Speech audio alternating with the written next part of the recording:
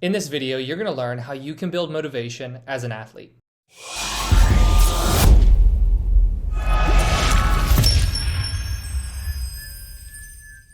Hey there, I'm Eli Straw, mental performance coach and founder of SuccessStartsWithin.com. Now, motivation is incredibly important to you as an athlete because you need to have motivation when you have a bunch of bad games in a row and where you're feeling like, I don't really know if I want to keep training. Maybe you're burnt out in your sport and you want to know, should I keep going? That's where motivation comes in. Motivation at its core is the true reason why you do what you do. And so as an athlete, if you really think to yourself, why do I play? Why do I compete? Why do I train? What would be the answer? That's the answer that we're going to uncover by the end of this video. Within the realm of motivation, there's really two types that we can focus on: intrinsic and extrinsic motivation. Intrinsic motivation is simply the motivation that comes from the desire to do what you do because you enjoy it. You get fulfillment from the act itself. Now, extrinsic motivation, on the other hand, means that your motivation comes from external rewards, meaning you play because you want to win, or you play because you want to get an award, or you play because you want to go to college to play. Now, we're going to see a lot of overlap between these two motivation types because you might really, really love what you do. You might love your sport, and that is the reason that you play. But you love it so much that now your motivation has become, I want to play well so that I can play in college, so I can keep playing because I enjoy it so much. Likewise, you might say, I play because I want to win. It's as simple as that. But along the way, you realize how much you enjoy training. So now you're experiencing a little bit of extrinsic and intrinsic motivation. So it's not that you have to choose one or the other. This is not at all an either or idea. The only reason it's important to say, okay, this motivation type is a little bit stronger for me is so that we can utilize that motivation, so that you can make sure your motivation stays at a high level, especially after you suffer a setback or you make a mistake. Maybe you got yelled at by your coach and you're just not feeling like you want to keep moving forward. We can use this motivation as a tool, and that's why we have to uncover what motivation type you kind of lean towards a little bit more. And so to pick out for yourself whether you are more intrinsically motivated or extrinsically motivated, there are three questions that you want to ask yourself. Question number one is, what do you love about your sport? Do you love simply playing your sport? Do you love that feeling you get when you're training? Do you love the feeling of winning? Do you love when everybody else tells you how good you are? Write down, what is it that you actually love about your sport? Question number two is, when you're playing your best, what are you focused on? What are you thinking about? Were you thinking about how excited you are to win the game? Were you thinking about how you can't wait to prove everybody wrong when you win? Or were you thinking about how much you're simply enjoying what you're doing? So think for yourself, what were you focused on? And what are you focused on when you play your best? The last question, question number three, is, what is your why? If you could write out in a single sentence the reason why you play your sport, what would it be?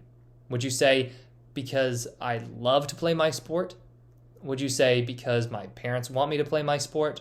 Would you say, because I'm good at it? Would you say, because I want to play in college? I want to play professionally? What is your why? You may have to pause the video and take some time and really think about this. You may not be able to answer it right now. It may take you a few days.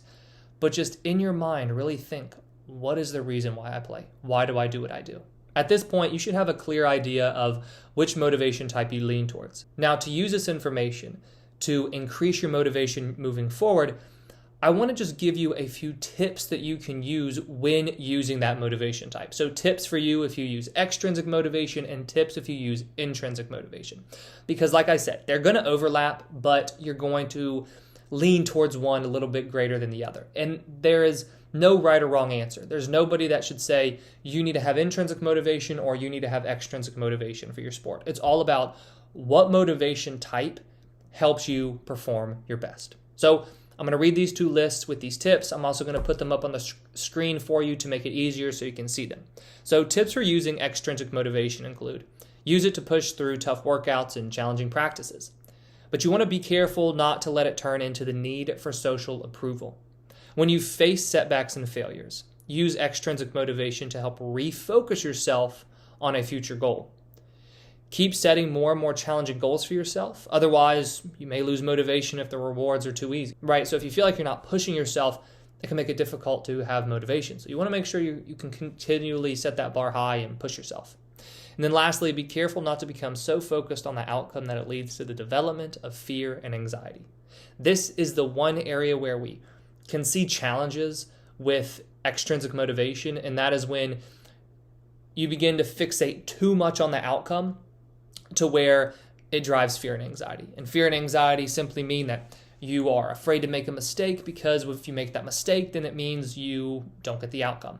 Anxiety happens when you're so worried about getting this outcome. Oh man, I have to get this outcome. I have to get this outcome. And both of those mental states, they are only going to hold you back. They cause you to play tense, and they cause you to play timidly.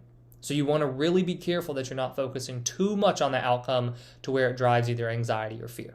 Now, for the tips for using intrinsic motivation, you want to understand what about your game brings you joy. You want to look for small details that you love and focus on those during practices and games. You want to focus on being in the moment while you play. You want to work to set outcome-based goals to keep pushing yourself forward, but then turn your attention onto the process to use intrinsic motivation to get you there. So you say, all right, my goal is to play in college, but now you're going to turn your attention onto the process and enjoying training and enjoying competing, knowing that that is going to help lead you to the outcome that you want. That's where we see you're not going to completely let go of extrinsic motivation. You're just going to set that goal, but then turn your sights onto intrinsic motivation. And then lastly, you want to work to make sure external factors like fear, anxiety, and high expectations don't lead to you losing the love for the game. I've seen this a lot with athletes I've worked with in one-on-one mental performance coaching, where they love the game, or they used to love the game, but now they want to reclaim this love. And it's not necessarily that they've fallen out of love, it's that things are getting in their way. Typically, high expectations, performance anxiety, fear of failure, perfectionism, and etc. So depending on whether you use extrinsic motivation or intrinsic motivation, make sure you pay attention to these tips and know that by focusing on your motivation type, that is how you can then work to increase your motivation for yourself as an athlete. Thank you for watching, and I wish you the best of success in all that you do. I hope you enjoyed this training. If you did, please hit that like button and subscribe if you haven't already. We put out new trainings each week on sports psychology and the mental game. If you have any questions about this training or any sports psychology topic, please leave a comment below. If you want to learn more about myself or Success Starts Within, head over to successstartswithin.com.